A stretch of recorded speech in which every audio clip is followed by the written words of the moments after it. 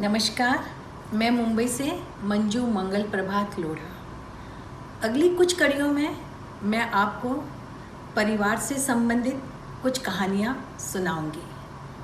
कहते हैं कि जब जन्म लेता है जीव तो पाता है परिवार, परवरिश, रिद्धि, वात्सल्य और रचना का एक अनूठा संसार। रिश्तों की अनगिनत परिभाषाएं, एक माला में जुड़े कई मोती, चमक उनकी हीरे जैसी, बिखरें तो कांच के टुकड़े और जुड़ें तो लाखों मोल वारें, लाखों मोल वारें।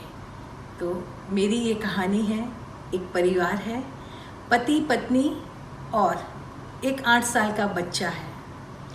एक दिन पति रोज़ की तरह कार्यालय से घर आता है और पत्नी रोज़ की तरह खाना टेबल पर लगाती है। खाना परोसते परोसते एक रोटी उससे जल जाती है और वो जली हुई रोटी पति की थाली में परोस देती है और पति मुस्कुराकर रह जाता है और उससे कहता है, वाह, मुझे तो ये कड़क रोटी बहुत पसंद है जो आज तुमने कई दिनों से बनाई है। पास में बैठा हुआ बच्चा ये बात सुनता है और पत्नी धीरे से उसे सॉरी भी बोलती है क्योंकि उसे लगता है कि मैंने इस रोटी को थोड़ा सा जला दिया है। और खाना खत्म होने के बाद पत्नी जो है रसोई घर समेटने में लग जाती है। तब उनका बेटा अपने पिता से पूछता है, पापा, क्या वाकई में आपको जली हुई रोटी पसंद है? तब पिता मुस्कुराकर उसे जवाब देता है, बेटा, तुम्हारी माँ रोज़ कितने पकवान बनाकर खिलाती है। आज अगर एक दिन उससे एक रोटी जल गई तो कौन सी बड़ी बात हो गई। अगर उस जली हुई रोटी के लिए मैं उससे 2-4 बात सुनाता, घर का पूरा माहौल खराब कर देता। और मैंने उस रोटी को मुस्कुराकर खा लिया और घर का माहौल भी शांत हो गया।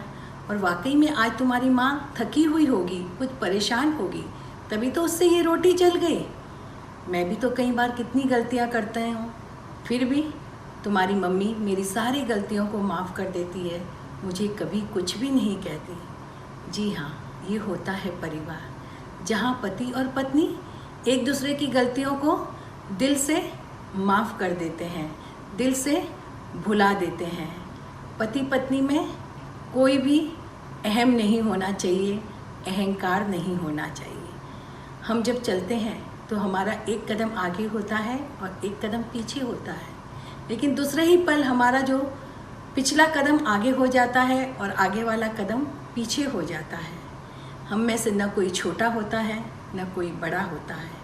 पति और पत्नी गृहस्थी के 2 पहिए हैं जो साथ साथ चलते हैं और प्यार से अपनी गृहस्थी को जमाते हैं। इसलिए हमेशा कोशिश करें कि अपने परिवार में प्यार बिखेरें और कभी कोई बात हो भी जाए तो उस बात को भुला दें और जीवन में आगे बढ़ें। नमस्कार।